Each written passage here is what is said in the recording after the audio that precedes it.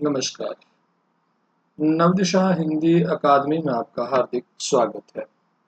इससे पहले हमने 2 क्लास जो हैं वो प्रस्तुत कर दी हैं। हिंदी यूजीसी नेट जेआरएफ के पाठ्यक्रम में इकाई 7 हिंदी कहानी के अंतर्गत जो 21 कहानियाँ लगी हैं, उनकी लगभग 16 कहानियों का परिचय हम आपको दे चुके हैं और अब हम जो परिचय देने जा रहे हैं वो 17वीं कहानी से लेकर 21वीं कहानी तक का परिचय है। यह संक्षिप्त परिचय है। विस्तार से हम इन हर एक कहानी के बारे में मूल पाठ इस कहानी का आपके यहाँ प्रस्तुत करेंगे।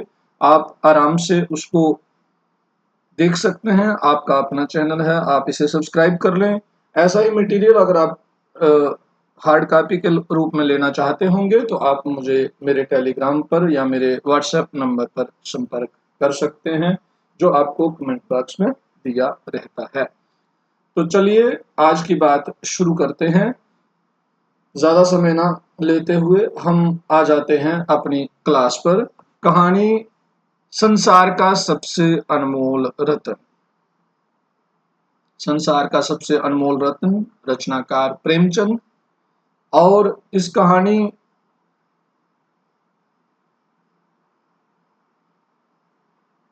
का प्रकाशन वर्ष कब है तो आप देख सकते हैं 1907।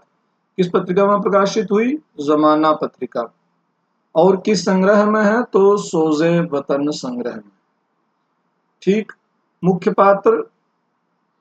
पात्र दिलफिगार जो कि प्रेमी है और दिलफरेब प्रेमिका। इन्हीं दो की जो प्रेम कहानी है उसमें दिलफिगार जो है वो कई सवालों के उत्तर खोजने जाता है और लाता है। सवाल था कि संसार का सबसे अनमोल रत्न क्या है, तो इस सवाल का उत्तर खोजने के लिए दिलफिगार जो है वो निकल जाता है। तो मूल विषय इस कहानी का क्या है? सच्ची देशभक्ति का संदेश।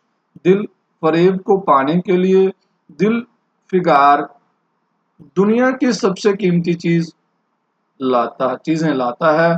क्या लाता है? एक आंसू लाता है, सती की राख लाता है, लेकिन सबसे अनमोल रत्न देश की हिफाजत में गिरा खून का आखिरी कतरा साबित होता है।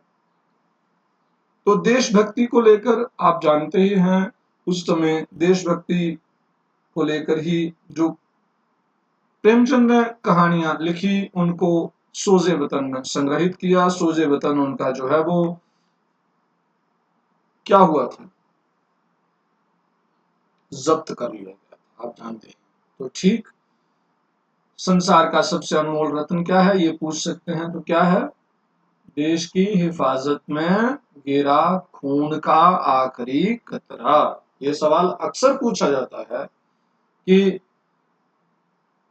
दिलफिगार जब जाता है कीमती चीजें खोजने के लिए, दुनिया की सबसे कीमती चीजें, तो उनमें क्या लाता है? तो एक लाता है आंसू, दूसरा क्या लाता है? सती की राख लाता है, तीसरा जब वो लाता है तो क्या लाता है? देश की हिफाजत में गिरा खून का आखिरी कतरा। तो देश की हिफाजत में गिरा खून का आखिरी कतरा जो है वो क्या साबित होता है? संसार का सबसे अनमोल रत्न। किसने लिखा? प्रेमचंद ने लिखा है। कहानी संग्रह प्रेमचंद की अन्य कहानियां बहुत महत्वपूर्ण रही। तो आपने मुझे बताना है कि प्रेमचंद की अंतिम कहानी कौन सी है, वो कमेंट बॉक्स में आपने मुझे बताना है जब भी आप इस वीडियो को देखेंगे। इसके बाद जो पाठ्यक्रम में कहानी है वह भी प्रेमचंद की है, ईदगाह। आप जानते हैं ईदगाह बहुत प्यारी कहानी है।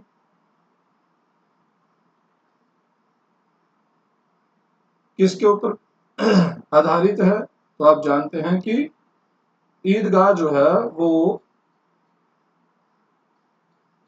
किस पर आधारित है? ईदगाह बाल मनोविज्ञान पर आधारित कहानी है। किसको रेखांकित करती है? तो एक गरीबी को झेलते हुए परिवार में एक बच्चे की परवरिश और एक बच्चे की संवेदना कैसी हो सकती है, इसका चित्रण प्रेमचंद जो है वो ईदगाह कहानी में करते हैं। बाल मनोविज्ञान इस कहानी का मुखरित स्वर है। तो कहानी कब आई? 1933 ईस्वी में। किस पत्रिका में आई? तो चांद पत्रिका में आई। मुख्य पात्र कौन सा है? तो हामिद है, छोटा बच्चा। आपने सिलेबस में पहले कहीं ना कहीं जरूर पढ़ी ही होगी। तो यहाँ तो बस एक क्विक रिवीजन जैसी शुरुआत कर रहे हैं ताकि हम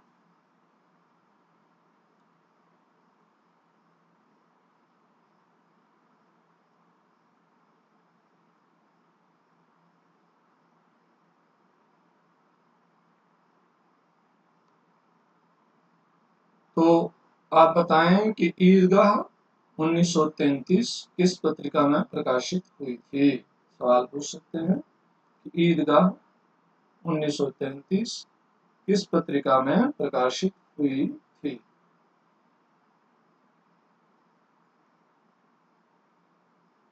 तो किस पत्रिका में प्रकाशित हुई?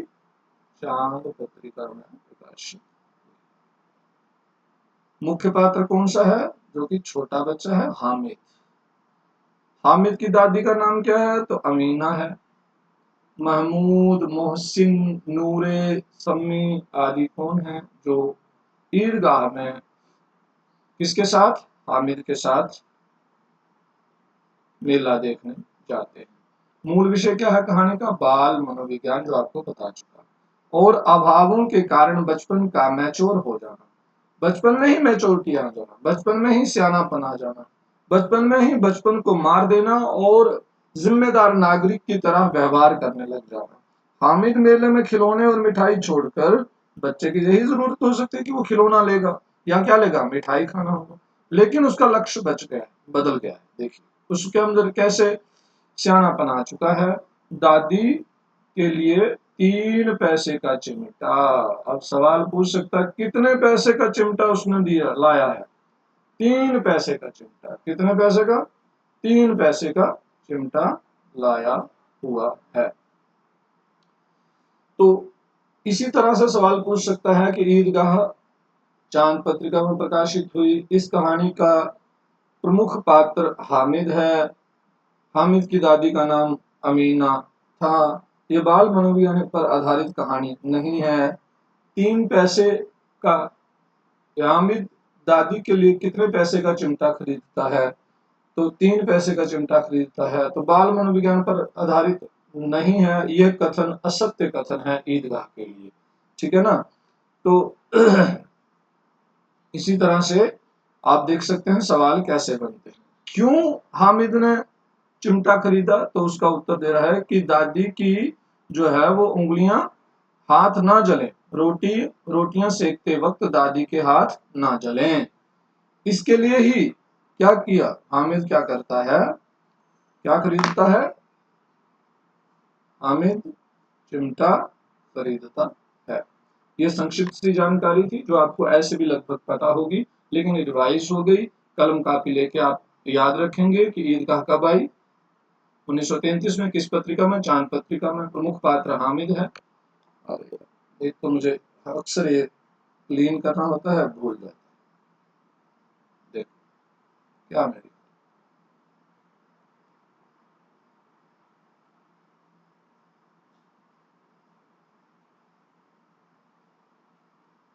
अब हमारी जो बात है वो आगे उसने कहा कहानी पर है। उसने कहा कहानी पर को कौन नहीं जानता है? हिंदी कहानी के विकास में एक स्तंभ की तरह खड़ी कहानी किसने लिखी है? हाँ?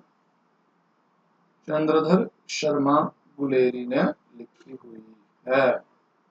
किसने लिखी हुई है? तो चंद्रधर शर्मा गुलेरी जी की द्वारा लिखी हुई उस समय की सबसे मौलिक और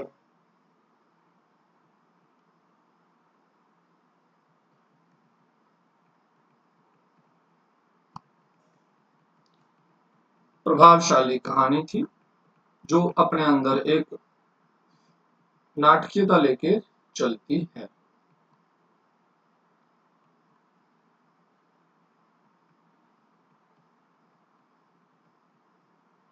अब यह है कि पेज या तो सीधा ऊपर चला जाता है, आपकी बात छूट जाती है।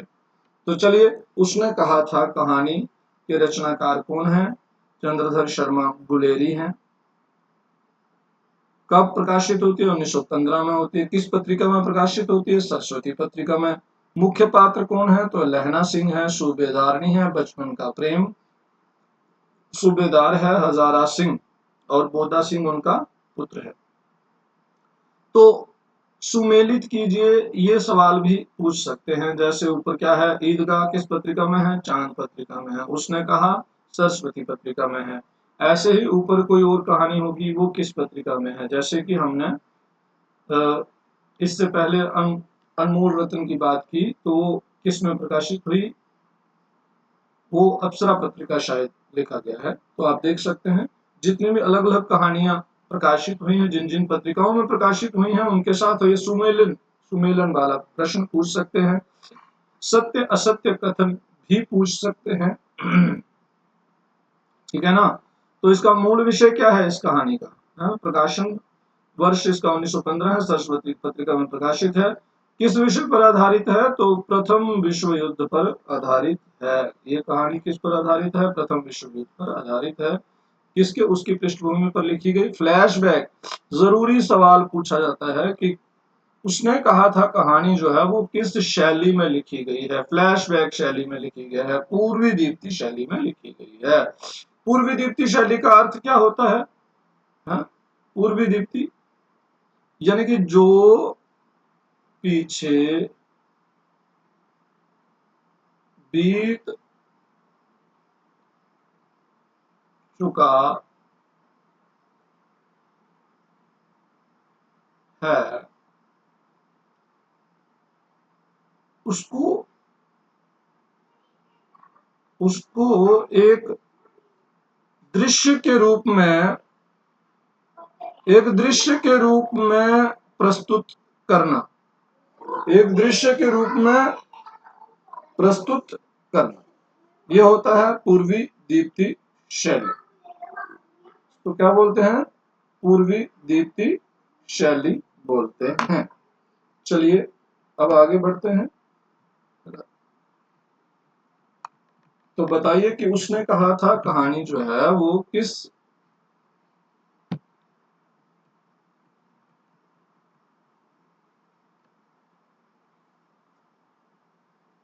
पृष्ठभूमि पर आधारित है?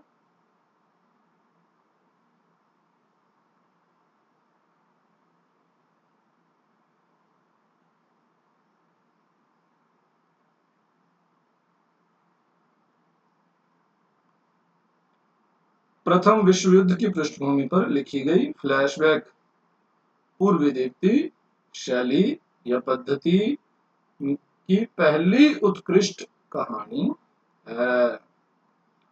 और पूर्व दीप्ति शैली मतलब क्या होता है? जो पहले घट चुका है उन दृश्यों को याद करते हुए, उन दृश्यों को दोहराते हुए कहानी को लिखना, यानी कि पूर्व की स्मृति को सामने लाकर लिखना, पूर्व दीप्ति शैली।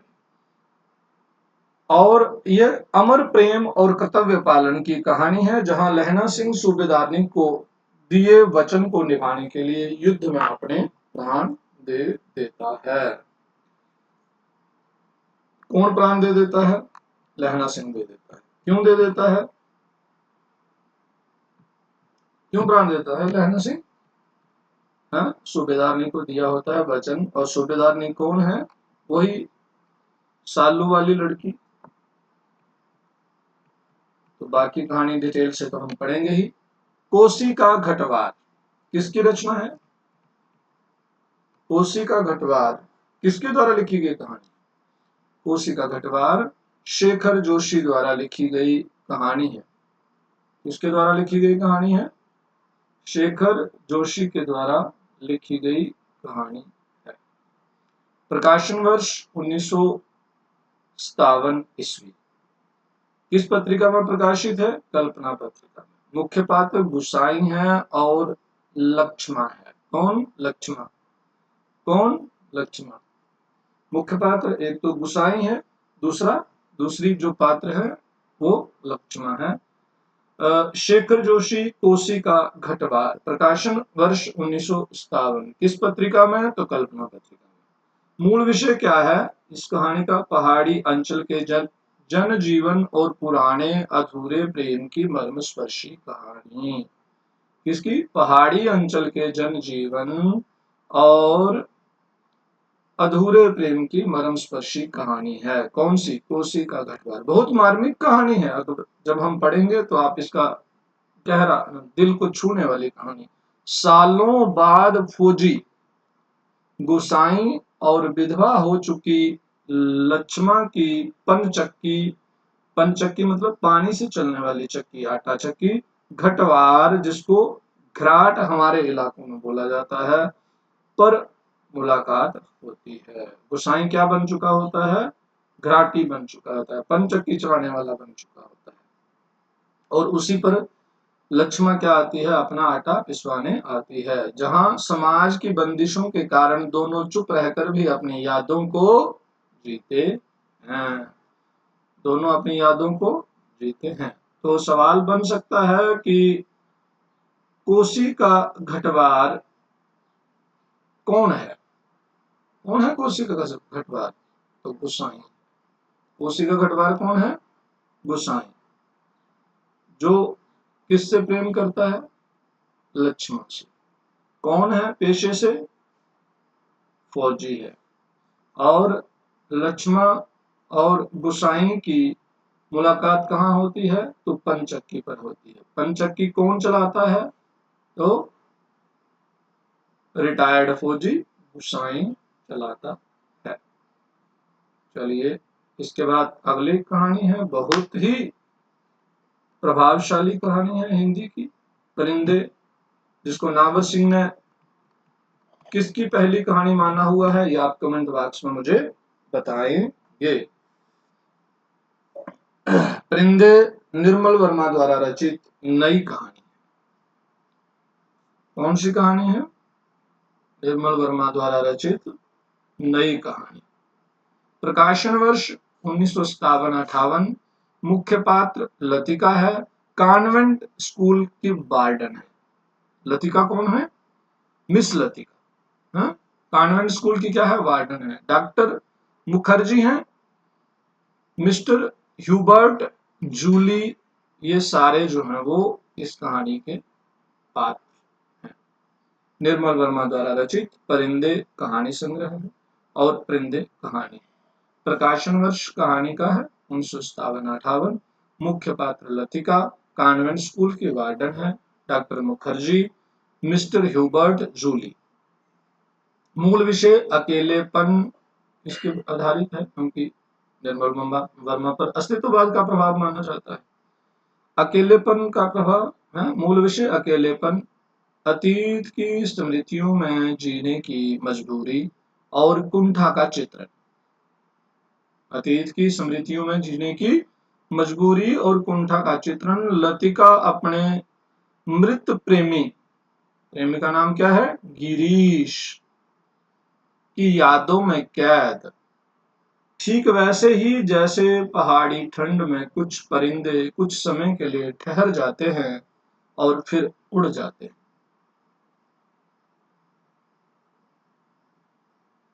कैसे याद कैद है? जैसे पहाड़ी ठंड में कुछ परिंदे कुछ समय के लिए ठहर जाते हैं फिर उड़ जाते हैं, ठीक वैसे ही गिरीश भी उसके जीवन में कुछ समय के लिए आता है और चला जाता है। तो ये थी आपकी नेट के पाठ्यक्रम में लगी हुई कितनी कहानियां?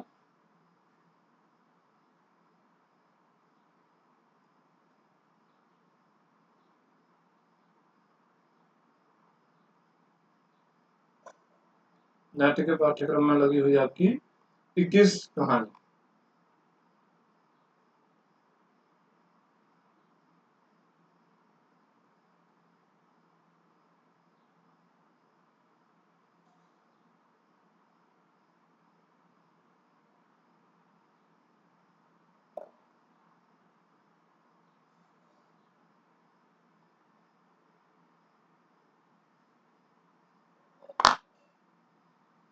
तो अब हम